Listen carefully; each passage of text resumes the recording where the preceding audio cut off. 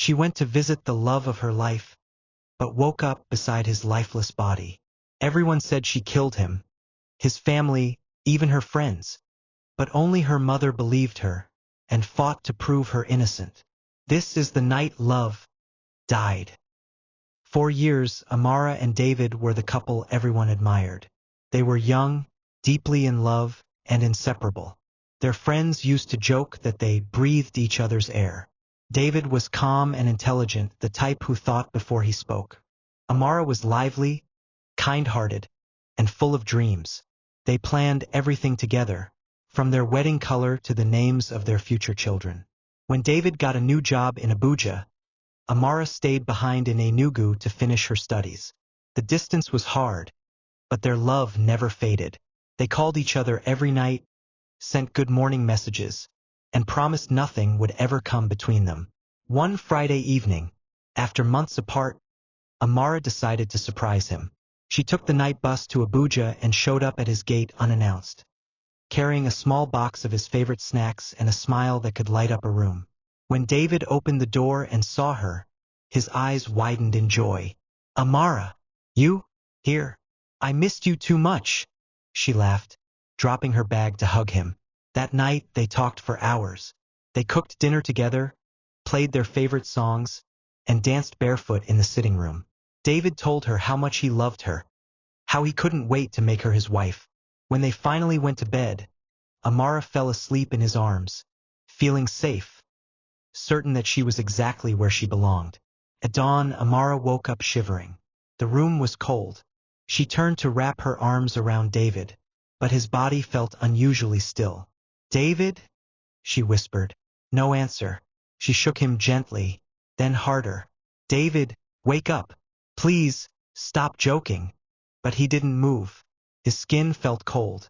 His chest wasn't rising. Panic surged through her. Her hands trembled as she tried to check his pulse. Nothing. She screamed his name until her voice broke. The man who kissed her goodnight just hours ago was gone. Amara was shaking uncontrollably. Her thoughts scattered. What do I do? Who do I call? They'll think I did something. Her phone slipped from her hands as she scrolled through her contacts. There was only one person she trusted enough to call. "Mummy, David, he's not waking up. I think he's dead." Her mother's voice cracked on the other end. "Stay where you are, Amara. I'm coming." When her mother arrived 2 hours later, the house was silent. Amara sat on the floor, clutching David's lifeless hand, eyes swollen from crying. Her mother hugged her tightly, whispering, "We have to call the police before his people come. They must not think you had anything to do with this." Amara nodded weakly. The police arrived shortly after, taking photos, asking questions. But within minutes, everything spiraled out of control. They asked if she had poisoned him, if they had fought, if she had drugged him.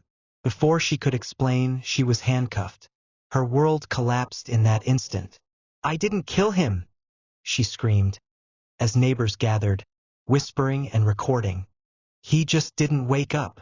Amara spent her first night in a police cell sitting on the floor, knees to her chest, replaying the night in her head again and again. Her friends stopped calling. Social media was flooded with gossip. She killed her boyfriend. It was a ritual gone wrong. Never trust a pretty face. The only person who never stopped fighting for her was her mother. She visited every week, brought food, hired a lawyer, and begged the police to dig deeper. Amara cried herself to sleep every night, whispering prayers through her tears. "God, please, let them find the truth. Let him rest in peace." Weeks turned into months. Investigations dragged on. Then, one afternoon, the forensic report finally came back. Cause of death: cardiac arrest. No poison. No foul play. No sign of violence. David had simply died in his sleep. His heart had failed him. He'd been gone long before Amara even woke up that morning. The police had no choice but to release her. But freedom felt empty, because the one person she loved most was still gone. When she stepped out of the station, her mother was waiting, tears in her eyes. They hugged for a long time, two women who had walked through fire together.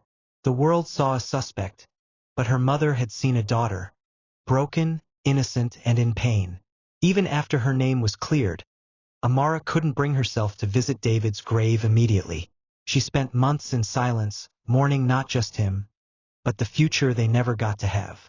One evening, at sunset, she finally went to his grave with a single white rose. She knelt, tears streaming freely. "You left me so suddenly, David. I thought we had forever. But I forgive life for taking you away because at least I got to love you." The wind blew softly, rustling the grass around her. Felt like he was listening. She placed the rose gently on the headstone and whispered, "Rest well, my love. You'll always have my heart." Love can be pure and strong, but life can change in a heartbeat. True family never abandons you, even when the world does. Sometimes, innocence suffers before truth is revealed. And sometimes the people we lose never really leave. They live on in our hearts.